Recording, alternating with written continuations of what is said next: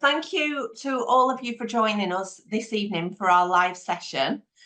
We are going to be talking about apprentices, and I'm joined here by Tracy Wilkinson from Painting Decorating Academy, and we're going to be talking about everything involved with taking on an apprentice. So Tracy, do you want to start for me and tell everybody what we're going to be talking about, and a little bit really about your background and experiences with apprentices? Yeah. Okay, so tonight we're going to talk through the process of taking on an apprentice, right from sort of how to find one if you don't already have one in mind, how to get them registered onto their programme, what funding and help there might be available, and some of the nitty-gritty stuff like what you've got to pay them and things like that, what you've got to have in place as an employer. For me, for my background, I'm currently one of the directors of Painting Decorating Academy, and I have been for just over 6 years now. Part of my role at Painting Tech is to look at funding and opportunities for employers and the learners. But up until 2019, I did work at my local college in Preston, where I live, and I did for 18 years. And the majority of that time I was the admin manager for the Department of Construction. So that involved enrolling apprentices, dealing with employers, reporting on attendance, basically managing everything that went along with an apprentice from the college's point of view. And we were quite lucky at Preston College because we had a really good painting and decorating department. I am aware that some colleges these days, they don't have painting and decorating anymore, so it can be harder to find a training provider, but they are still there. Whilst we don't currently offer apprenticeships at Paint Tech, I do still have a good working knowledge of apprenticeships because we still deal with employers and the CITB and things like that, and I keep up to date with funding knowledge and stuff, and I'm still in touch with people who I worked at the college with, and I've been back into the college a couple of times to help out with projects and things. So I feel like I might not know everything, I'm not the guru, but I can certainly help and give some pointers to the group as a starting point for sure. That's fantastic, Tracy. I can see we have got quite a lot of people joining us in the group. So I just want to say hi to all of you out there. We will take questions. If you've got any questions as we go along, if you want to write them in the comments, and if we can take them at that point, we will. Otherwise, if we don't cover them in the session, we will come back to your questions. I can see I've got something here from Ian Crampsey. He says, I'm looking to take my 18-year-old nephew on. Is it possible to take him on and get funding without him having to go back to college as he's just done 3 years? Right.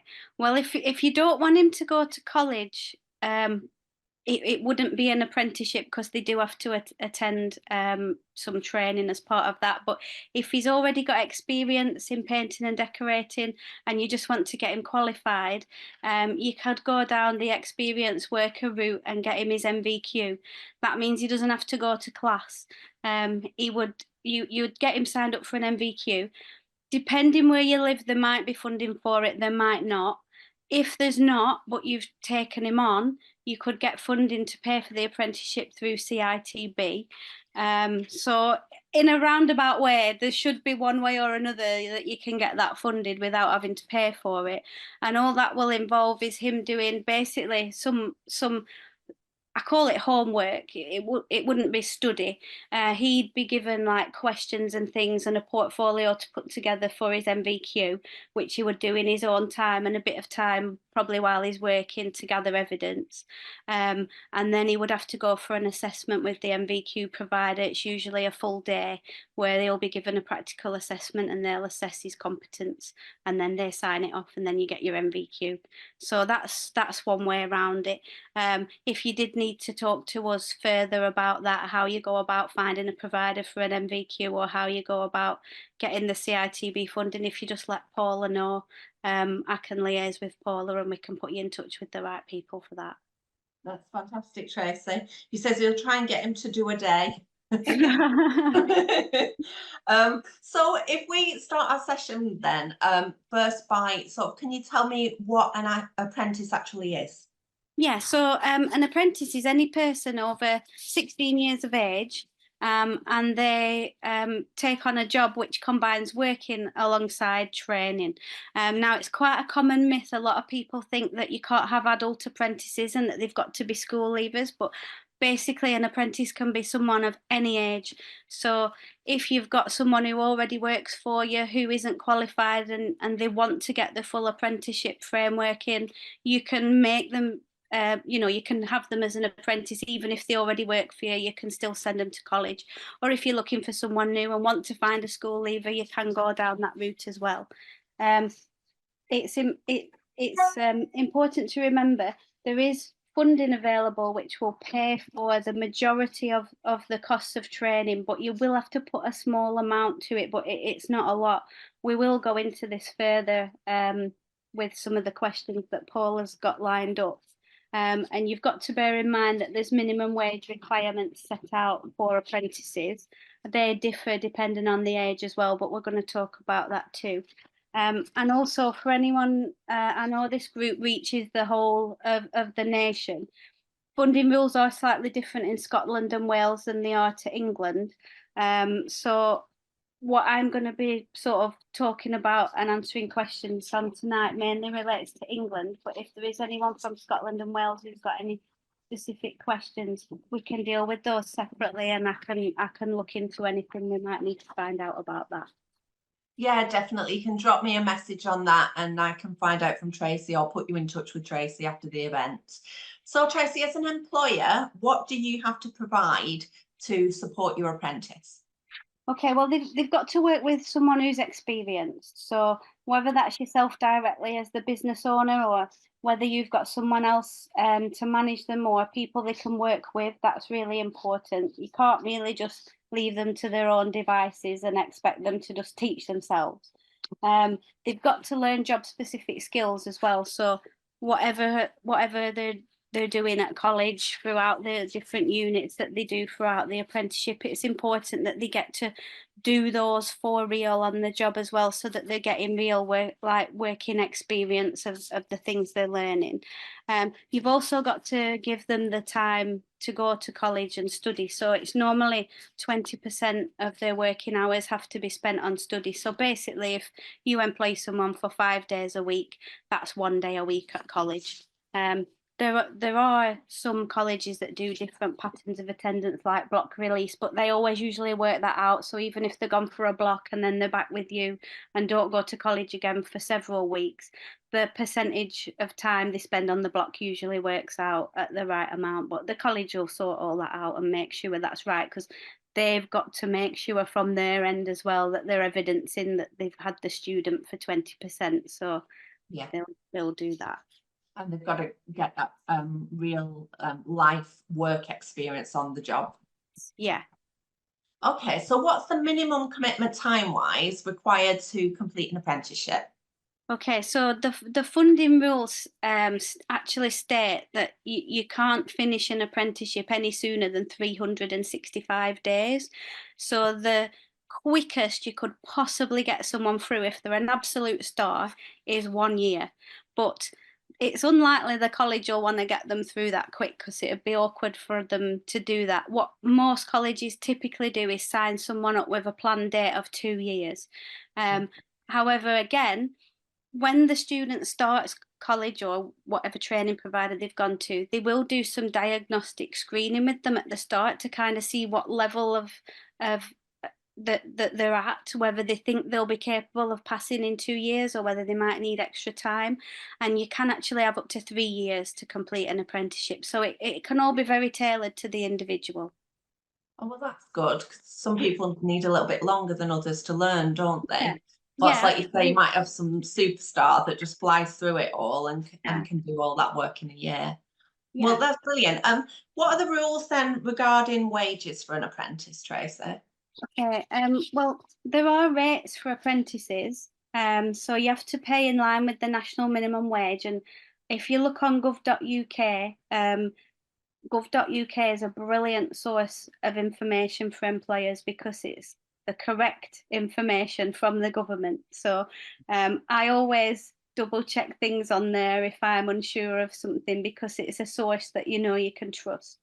So they set the wages. Now, for school leavers in the first year of their apprenticeship, so basically if they're under 19, then they're entitled to the apprentice rate, which is currently £5.28 an hour. Now the minimum wage rates change every year on the 1st of April, so it's always good again on 1st of April, check on your gov.uk, see what the rates are going up to, although they have published what they're going to go up to for 2024 already. So that's going to go up to £6.40 an hour from the 1st of April 2024. Now they can continue to be paid at that rate until they turn 19. But then once they turn 19, they get the minimum wage for their age. And that's currently £10.18 per hour, going up to £10.42 per hour on the 1st of April. If you had someone older, so an adult, say they're 21 already, and they're in the first year of their apprenticeship with you now, you can still pay them the apprentice rate of £5.28 for the first year of their apprenticeship.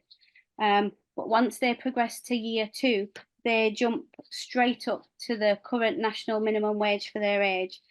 So again, someone currently aged 21, it would be £10.18. From 1st of April 2024, all workers aged over 21 are actually going to switch over to the national living wage. There's been a bit of a change to wages this year, and minimum wage compared to living wage, and you used to have to be 23 before you went onto the living wage calculator, but from 1st of April it's 21. So they would go to £11.44 from the 1st of April this year. One thing I will add though is that, those rates provided by the government, they are a minimum, so if you've actually got someone really good and you want to pay them more, you can pay them more. That's just a minimum that you have to give them. Tracy, I've got a question from the group. Alan Scott is asking, are the rates the same in Scotland? Do you know? Off the top of my head, I don't know. But if we make a note of that, I will find out tomorrow, and then we can post back in the group.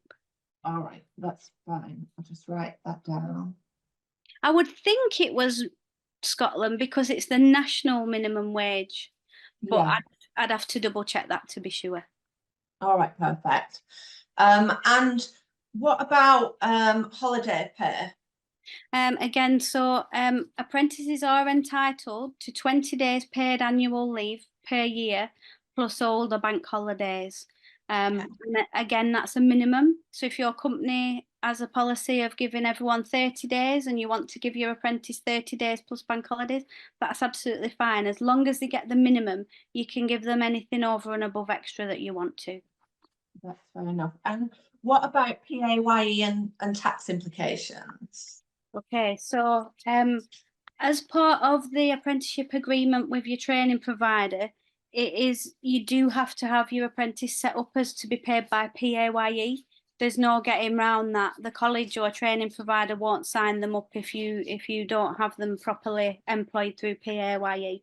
So you've got to set that up. If you can do PAYE yourself, so if you're a small business and you don't have an accountant, you can register online for PAYE again through gov.uk. It'll talk you through how to set that up. You can do your own payroll each month. Most people do use an accountant though if they've got PAYE to deal with, just because it's easier. But also employers don't have to pay Class 1 national insurance contributions for any apprentice aged under 25. All right. So you actually, when you have someone employed on PAYE, the employer has to make national insurance contributions and pension contributions unless your employee opts out of your pension scheme. But up until the age of 25, you don't have to pay those. So that, again, it's important to remember, if your accountant does your payroll, you must tell your accountant if you've got someone under 25 and they're an apprentice that they are an apprentice, and to remind them about the national insurance thing. If you do the PAYE yourself, you'll need to make sure you've set everything up properly on your PAYE portal. that makes sense. So for decorators listening who want to take on an apprentice, where would you recommend that they start? Okay, so you might already have someone lined up. That's quite common in the construction industry. A lot of people will recruit their children or family members into the family firm as such. So if you've already got someone in mind, that's great. The first thing you would do is contact your local college or the training provider that you might have chosen to use for the apprenticeship. Let them know you've got an apprentice, when you want them to start. They'll walk you through the rest of the process in terms of what you need to do for the college, what you need to provide to them, and they'll get them signed up and they'll help you each step of the way. But if you've not already got anybody in mind, so you want to take on an apprentice and you really don't know where to start looking, there are a few things I can suggest to you that might help you find someone. So first of all, again, it's quite the same. Contact your local college. They'll have people who've applied for apprenticeship places with them from leaving school and things like that. They'll be looking for an apprenticeship and can match you up with someone. Another option is to get in touch with the actual painting and decorating tutors in that department at the college. See if they've got any students who are already on the full-time courses who might have left school last year or the year before who are looking to get an apprenticeship. That one can be quite a good way because although they might not have the work experience, they might have a year or two at college behind them, so they've already learnt some basics of the trade rather than coming to you knowing absolutely nothing. Although saying that, some people would prefer them to come as a blank canvas so you can teach them your ways from the start, but it's an option. A third option would be to actually contact the CITB. So even if you're not registered with CITB yet, if you contact the local advisor for your area, and you can find out who that is by just literally going on the CITB website, www.citb.co.uk. There's literally a section on it says find the advisor for your area or something similar to that, and then a list will come up of all the areas across the country with the advisor's name, phone number and email. If you contact the one nearest to you, tell them you're looking for an apprentice. They often have people on their books who've signed up with CITB to say they're looking, but also what they do, and it's quite good really, they can help find new employers for apprentices who'd already started but have been displaced. And when I say displaced, it's not necessarily anything the apprentice has done, no fault of their own, but they may have worked for a big company who suddenly went bust or something like that, and they've been left high and dry in the middle of their apprenticeship and need to find an employer so that they can finish off. And that can be quite good as well, because again, you might get someone who's already got a bit of experience both on the job and at college. Yeah, that sounds like a great option, because if they've been doing their apprenticeship, they're going to be really keen to complete it, aren't they? Absolutely, yeah. And they'll already have had an introduction to what it's like for real to be a painter and decorator, so they know what Definitely. they're getting into. Another thing you can do, and again, this might not be for everyone. I know some people don't use social media, but you can post ads in your local Facebook groups to say that you're taking on. You'll be amazed how many people that can reach. Might not directly reach the young person or adult that you're trying to, but you'll certainly get lots of keen mums and things like that who are often checking Facebook groups looking for things like that for their kids who are potentially leaving school. So that can be quite a good one. You can also register with, it's something called the National Apprenticeship Service. So if you've never heard of them before, again, they're a government like funded organisation, and they have again lists of people who've signed up, because what they do at school, if a school leaver tells their careers advisor that they're looking for an apprenticeship when they leave and that they don't want to go to college full time, they will tell them to sign up with the National Apprenticeship Service while they're at school. So they'll have banks and banks and banks of people who've signed up to say they're looking for an apprenticeship in painting and decorating or whatever it is they're looking for, and they'll be able to put you in touch again with people in your area who meet your criteria, who'd be suitable for your apprentice vacancy. And the only other thing I can really think of is with the college full-time courses now for the trades, every trade has got to do work experience as part of the full-time program. It's usually 1 or 2 weeks per year, and every student's got to do that, or they don't get their full qualification anymore. So colleges are really keen to work with employers to offer work experience.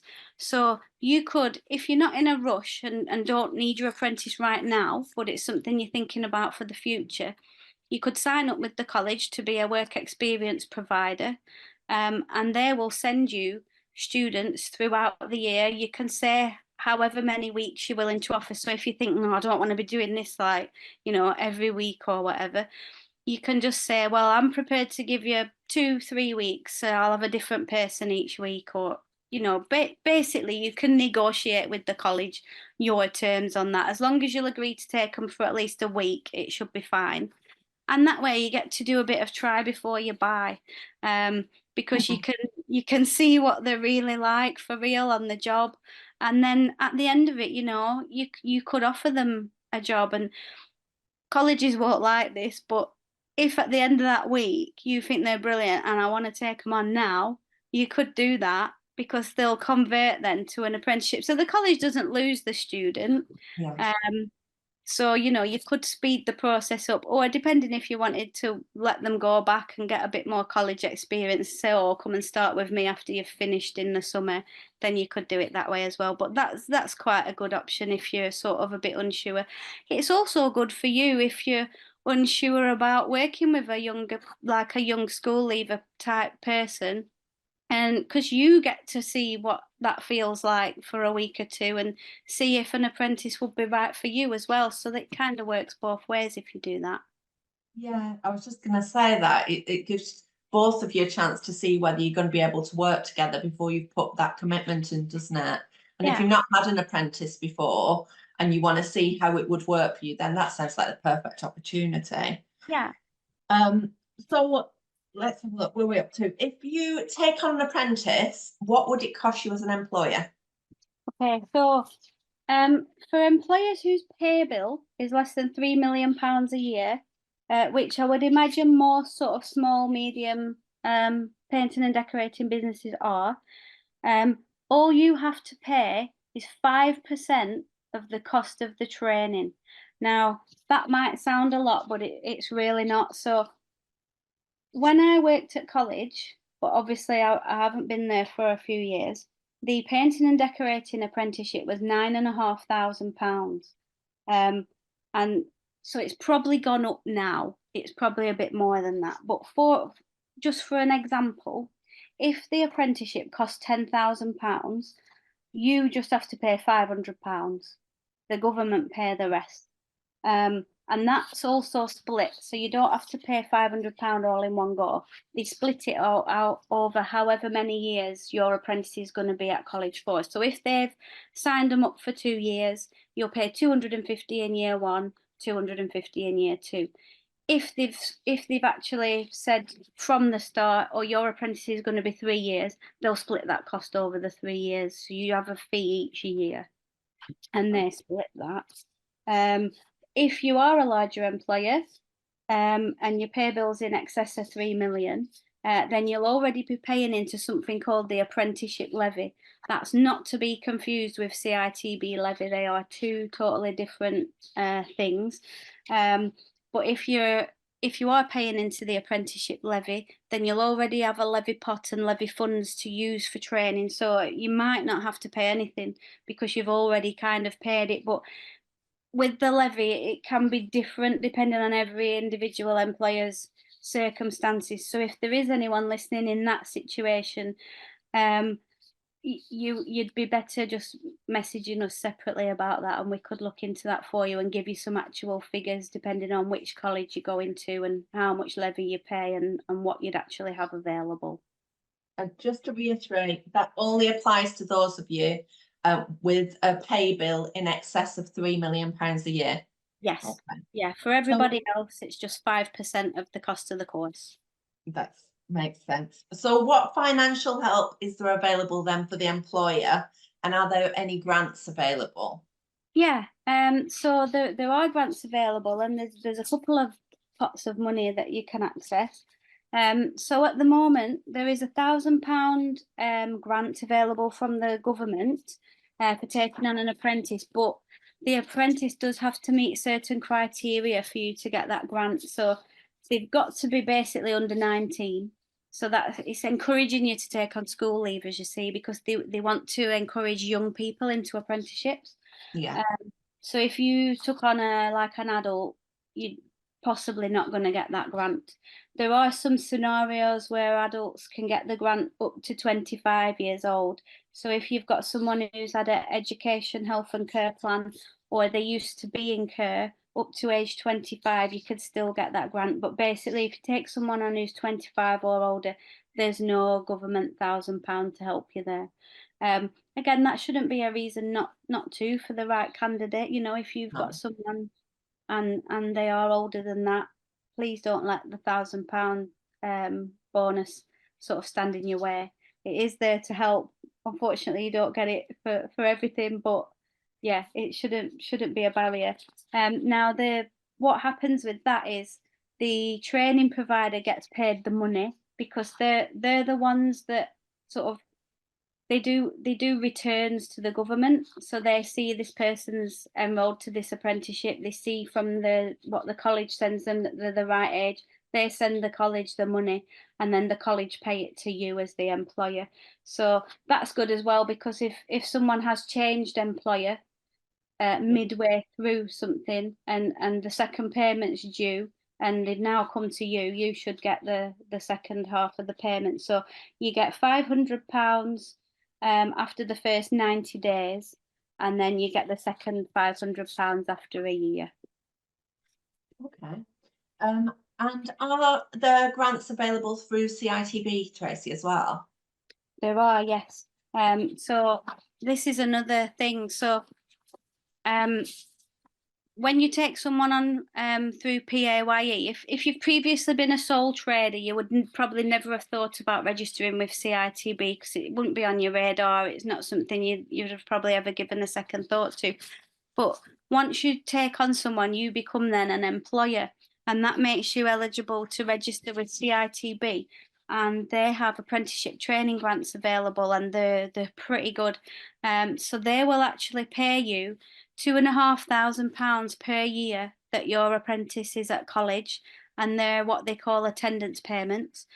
And they'll also pay you £3,500 bonus when they complete their full apprenticeship framework. So if you get someone who's on program for 3 years and they complete everything and you get your bonus, that's like £11,000 that you're looking at over a 3-year period. Obviously, like I said, most colleges will go for the 2 years on the apprenticeship. So in reality, you'll probably get a bit less if your apprentice only takes 2 years, because you'll only get £5,000 in apprenticeship grant in attendance grants, and then your 3,500 at the end. But that's still pretty good help and support towards paying for the cost of your apprentice, or whatever you want to spend it on in your business. Basically, it's your grant you get as the employer, so you can, utilize those funds however you wish. There's no sort of caveat on what you have to do with them. The grant payments from CITB start after 26 weeks on programme. That's basically 6 months.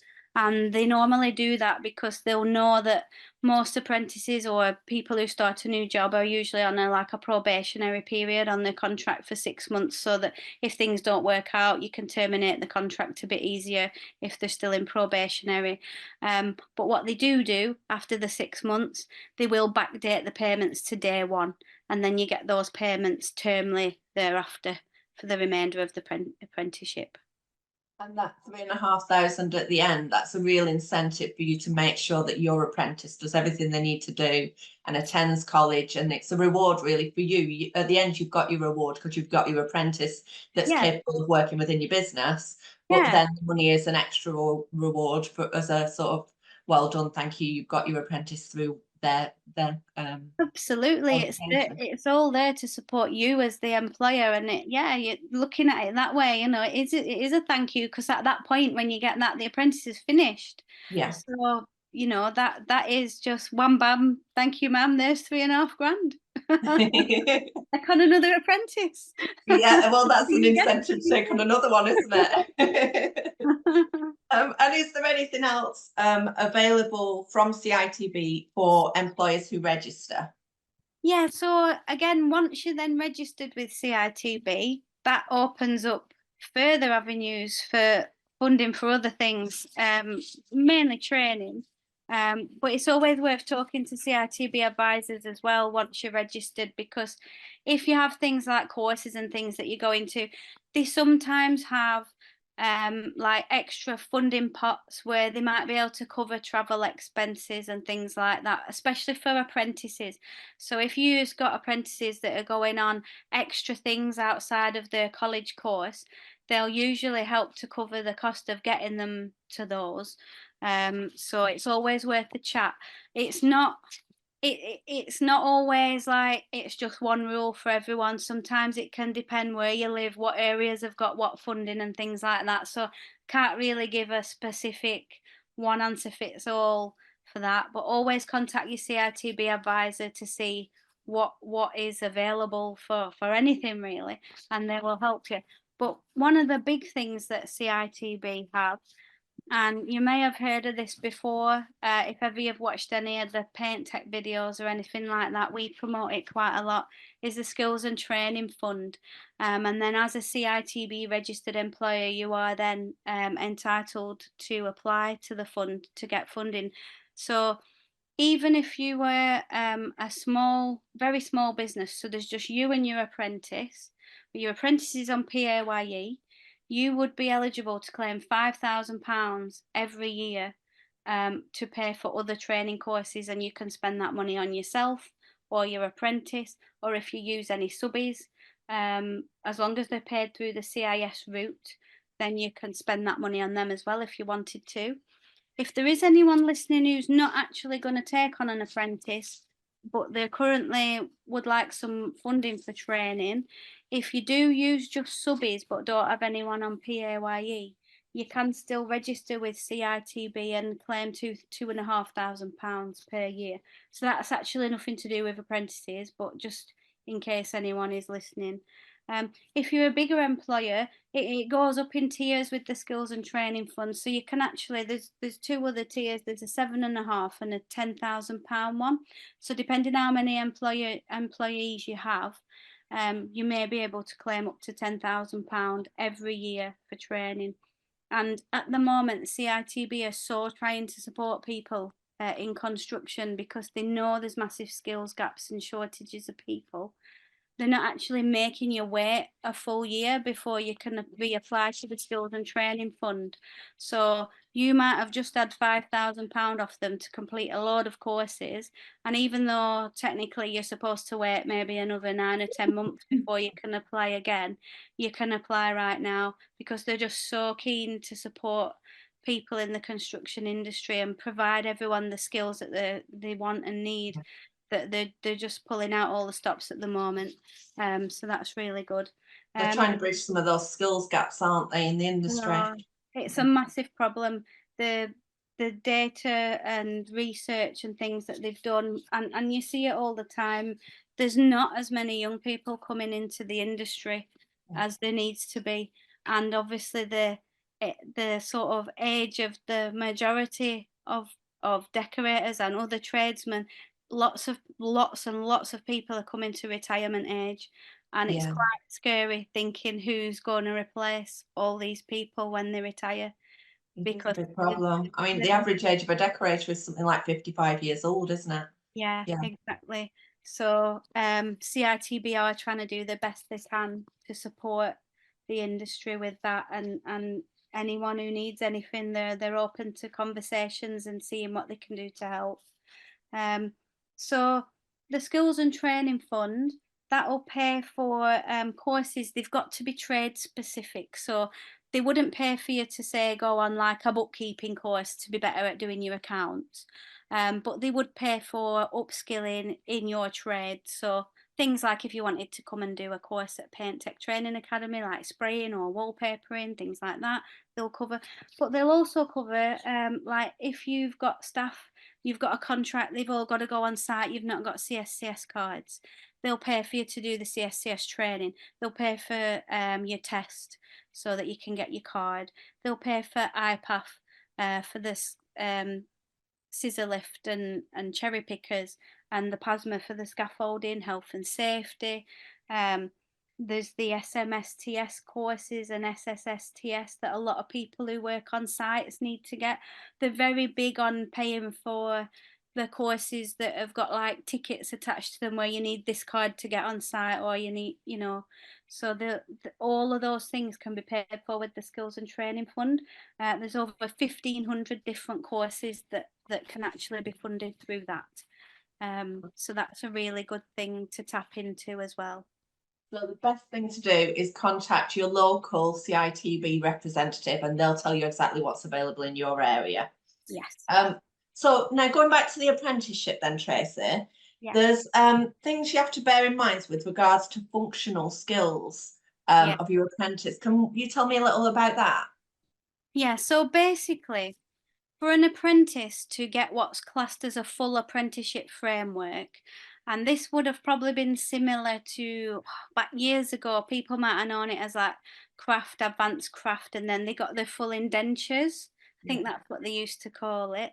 That the equivalent of that now is what's called a full apprenticeship framework.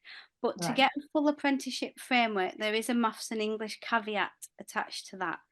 And that is either the apprentice has either have got to already pass the maths and English GCSE when leaving school, or if they haven't, then they've got to resit them. So the training provider will give you the option usually. It depends how badly they failed it at school as to whether they can just go straight in for a GCSE resit, or whether they've got to scrap the idea of GCSE altogether and do what's called functional skills instead. So they've got to basically either have a certificate from school as evidence that they've already passed English and maths, which you give to your training provider. They will then exempt them from having to do English and maths, and that's fine. And they just do their trade day or a block program at college. But if they haven't, or if it's one or the other, so if they've passed English but not maths, or vice versa, they have to do the one they haven't passed. So what you have to bear in mind as the employer for that is you also have to be very supportive. Work with the college, work with your apprentice, and support them to do also their English and or maths. And most colleges will try and build any extra maths and English sessions into the 1 day a week or the block that they attend, so that it's not extra days out that you as the employer have to send them to college. But they probably will have exams and things like that, which they won't get to choose a time when the college will put the person in for the exam when they're ready. They'll get told the exam's at this day on this time and they've got to attend. So you do have to bear in mind to be a little bit flexible, that you might have to give them some extra time, and you might have to at short notice give them the time off to attend college for extra exams or study or revision sessions in addition to the 1 day a week. Yeah, I guess you have to go into this realizing that you're in partnership with the college to do the best by your employee, to make sure that they do everything that's required so that they get their full apprenticeship. It's not just cheap labour, that you do have to make sure that they do certain things to get that apprenticeship. Yeah, and the college, they want to work with you. They'll absolutely love it if you're a supportive employer that keeps in touch with them and makes sure that your apprentice turns up for any extra sessions and doesn't miss exams and things like that. That'd be brilliant. Like I said though, if they're already exempt, then it's absolutely fine. You can forget about maths and English. But if they're not, it is something you have to bear in mind.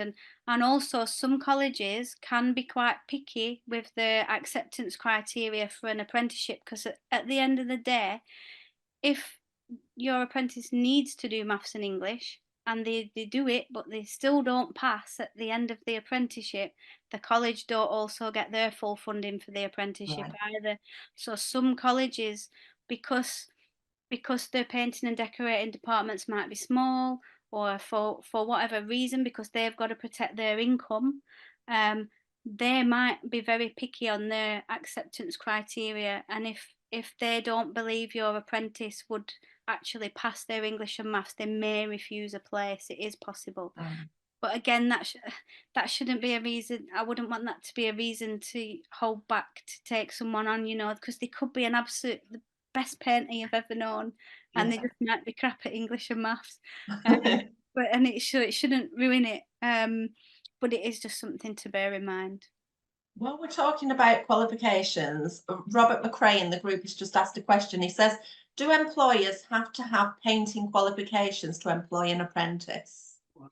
Oh, do you know, I've never actually been asked that before, but I don't think so, because you're just you know, you're the employer. So, I mean, the business owner could be like have a degree in management. My old boss. And I've nothing. Pete's just memeing to me saying my old boss weren't a decorator. So, Thanks, Pete. Says he's nodding. Um, yeah. So no, I wouldn't have thought so, because you know, it could be a business person who only has business qualifications that started up a firm. Yeah. As long as they work with someone who is experienced in the trade, that is fine. Okay. And what would you say to anyone listening who may be apprehensive about taking on an apprentice? Okay, well, I'd say I do get where you're coming from. It can be a very daunting prospect. But also it can be a very rewarding experience. And I would urge you to go into it with good expectations. A lot of people say, I hear it a lot, they say apprentices are more trouble than they were. Young people these days, they don't have the work ethic, or, you know, they're always on their phones, things like that. But I mean, it's not strictly true. It's not true of all young people or apprentices, whatever their age. That's true of a certain percentage of the population, and I guess it's just potluck or good hiring practice that you might put in to wheedle out those ones. But I mean, over the years, when I worked at college, I think we had 9 apprentices over the time I was there. We took a new one every 2 years. And Yeah. out of those 9, there was only one who didn't work out and ended up getting sacked. The others, they were brilliant, and they all went on to have like proper careers. They all got promoted at the end of their apprenticeship into the college, or they left the college and went on to better things. So they were really good. And at Paint Tech now, we have 2 marketing apprentices, and they're doing brilliant, and they're both young people under 25, and they're really good. I'd just say set your expectations out from the beginning with whoever you get. You know, don't be too soft, be firm and fair with them. Treat them with respect as well. And if you do encounter any issues, like you think they're taking the mick a bit, going on their phone or something too much, you know, just you got to nip it in the bud straight away. Don't let anything slide. Be firm from the start, but as long as you're respectful, they'll respect you back. Yeah. And again, if you're registered with the CITB at this point, you can always lean on your CITB advisor for help and guidance and support in situations that you don't know how to deal with. That's part of their role as supporting employers with things like that.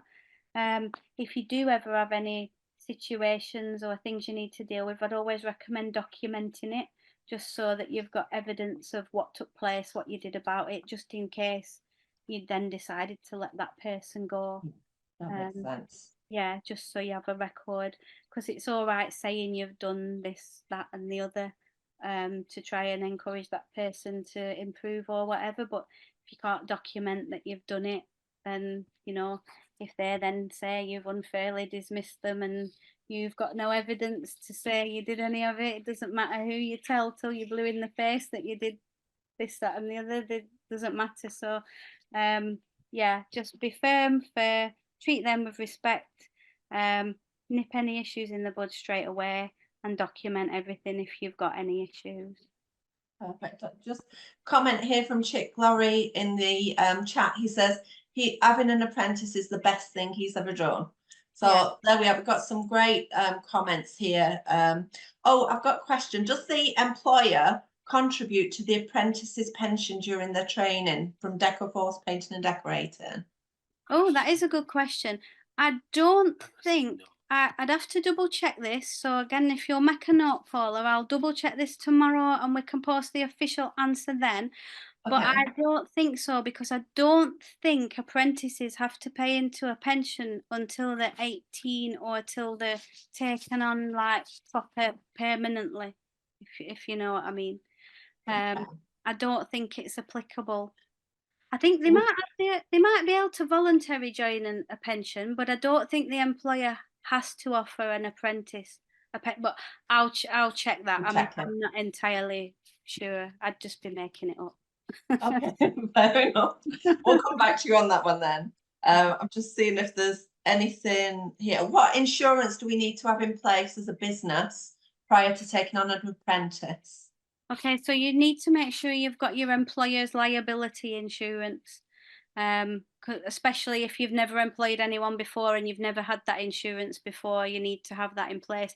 Your college or training provider will ask for a copy of that insurance as evidence that you've got it, and they won't sign your apprentice up until you provide them with a copy of that. So you'll need that. And then other than that, it's just other insurances that you would have had anyway. So if you do commercial works and you need public liability, but that would be no different whether you had the staff or not. They'd be just things you need for your different types of work. But employer's liability is the one you need once you start employing someone. Oh, perfect, thank you. And how can you be sure that, or how can you ensure that you have the right persons for the job and that the person will be an asset to your business? Okay, so I'd say firstly, when they first start, give them a really good like introduction to what your business is about, what your sort of, what are your ethics of your business, what do you aim to achieve for your customers, that type of thing. And be clear with them about your expectations of them from the start. I'd give them a job description, so that they know what's expected of them and they've got it in writing to refer back to. And tell them how their role's going to fit into what you already do, how it'll complement your business. Encourage them to ask you questions as well, so that they feel that they've got that two-way communication and that you're approachable. And any questions they have, do answer them. I'd tell them as well, you can put them on like a 3-month or a 6-month probationary period. It's pretty common that for any job these days, not even an apprenticeship. If I wanted to go back and work at another college, for example, and I started tomorrow, it'd be built into my contract that I'm on 6 months probation. Yeah. So you can tell them that, you can say you're on probation, this is not getting made a permanent, like, proper contract until I'm happy with your sort of time in 6 months, but if you are thinking I want 6 months probation, you do have to put it in the contract. Yeah. If you don't put it in the contract, you can't then after 5 months say, oh, I'm getting rid of you, you've not met this, and this, because you've given them a contract for however many years. So you've got to make sure it's in the contract if you are putting a probationary period in. Again, the college or training provider will normally want a copy of the apprentice's contract of employment when they sign them up. So I'd also say it's a good idea to do some progress reviews with your apprentice every few weeks. Now, your college and training provider will do this with you anyway. They will review them every few weeks, and they'll usually, Pete's saying the college normally do it every 12 weeks. So then they'll do a review of your apprentice and they'll either do it with you, they'll come out, visit them on site on a job, have a chat with you as the employer, or it might be something that they've just done a review of them in college. They send you a document with some feedback on, and they ask you to add some comments about how they're getting on at work. But so that's part of what the college will do. But I would say for you as the employer, aiming to get the best out of your person, I'd suggest doing your own sort of review with them, even if it's informal. You know, every few weeks, however often you decide is best for you. You know, chat with them, ask them how they feel they're getting on, and it makes it, you've got a good opportunity then, if you've got any issues you want to address, you know, it can be done at that point. But if they're doing really well as well, it's a point where you can give them recognition, and that will motivate them to keep working hard and do better, you know, or do better if they need to. So now another thing, something some companies do, I'm not always sure this is a good idea, but I know it happens, so I'll talk about it. And this is, some people do this to try and find the best person. They might take on more than one apprentice, knowing full well that they're not going to keep both. So again, depending on the size of your business, I won't go mad. Like if there's only you, don't take on 4, because you'll never be able to manage them all. So, you know, if there is only you, this might not be a good idea at all. But if you're a slightly larger company and you've struggled in the past, or you're not sure how it would work out, you could take on maybe 2 apprentices, and then just after 6 months, just keep the best one, you know, and that way you're sure you've got the best. But like I said, whether that's ethical or not, I don't really know. You never know, you might end up with 2 good ones and want to keep them both. Yeah, and well, you can do that as well, you know. So your grants and everything from CITB. If you've got 2 apprentices, you get 2 lots of grants. Government grant, if you've got 2 apprentices, you'll get 2 government grants. So all the funding that's available doubles. So if you've got 2, you'll get 2 lots of funding. If you've got 3, you'll get 3 lots of funding. I mean, there is a cap somewhere along the line with CITB apprentices, but it's quite a few before you'd start getting capped. So I don't think that would affect anyone here. But yeah, I think, yeah, you could also put as well caveats into the contract regarding periods of sickness and absence and things like that, if you were sort of really worried and really sort of wanting to protect yourself, maybe if you've been stung in the past by people who've had periods of absence and things. But again, if you was going to go down that road, I'd probably seek some advice from a HR professional as to how to actually structure and word your contracts and what you legally can and can't do there, because there's lots of employment law issues around what you officially can and can't do. So I'd get some proper advice, not just what I say on that.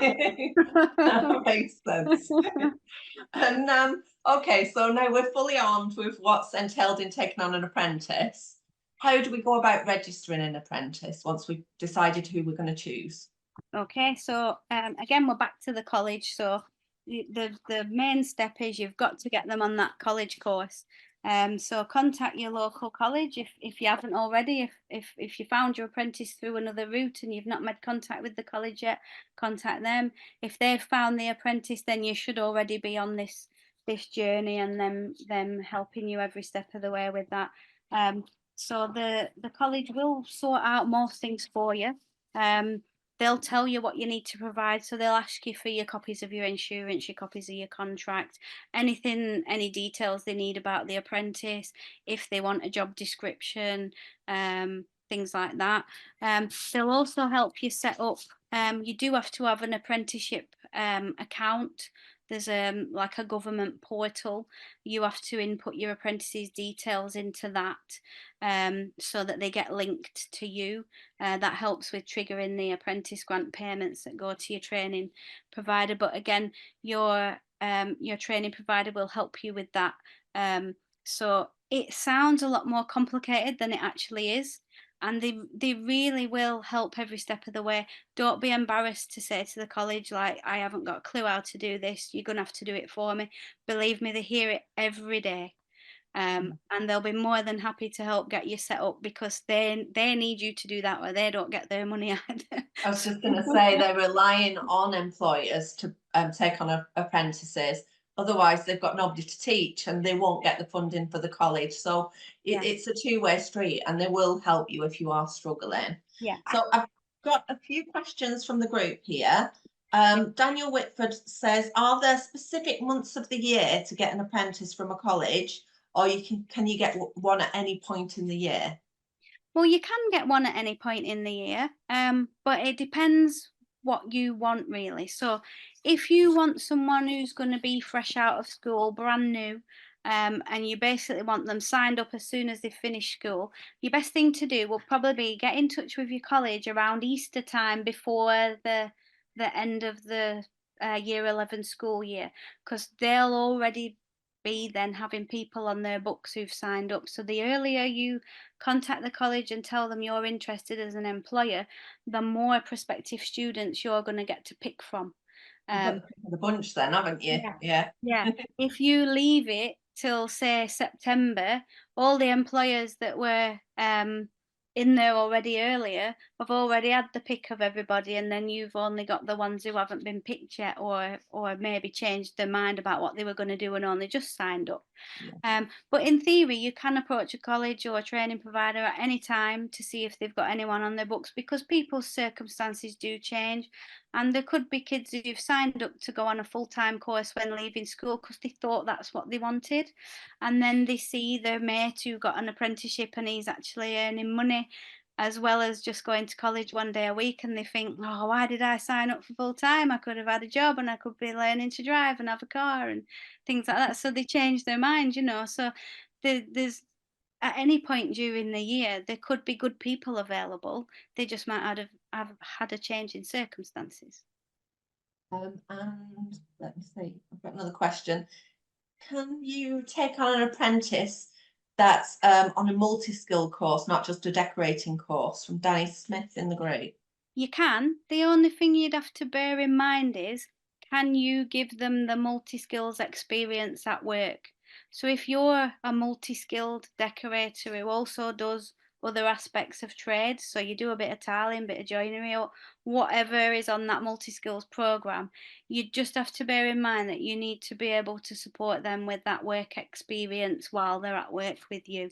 So if Because you you're responsible for their training. They're not coming in with the knowledge that you need to be able to yeah. teach them those elements, don't you? Yeah, because usually an apprentice will have to build up like a portfolio of evidence that goes alongside whatever they've learned at college, and that's work-based evidence from the jobs they've done at work. So they'll need to do things like take pictures of a job they've done, or they might need to get a witness testimony from you as their employer that says, oh yes, he did complete this job and this is what we did, and you know, you'll talk about in that witness testimony what they did and how they achieved it.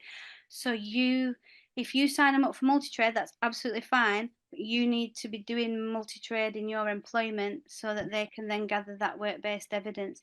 But again, the college will normally have a good chat with you as the employer when they sign you up. So if you're looking to sign up as multi-skills apprentice, the college will chat to you to talk about the type of work you do, because they'll know exactly what's covered in that apprenticeship.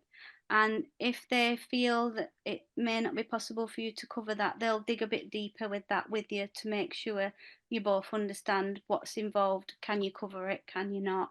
And if you can't, they might advise that they go down a different route. So say you wanted multi-skills but you mainly do decorating and weren't sure, you could ask the college about both options, and after they have a proper conversation with you and your bit about you and your business, they'll determine which one you could go for.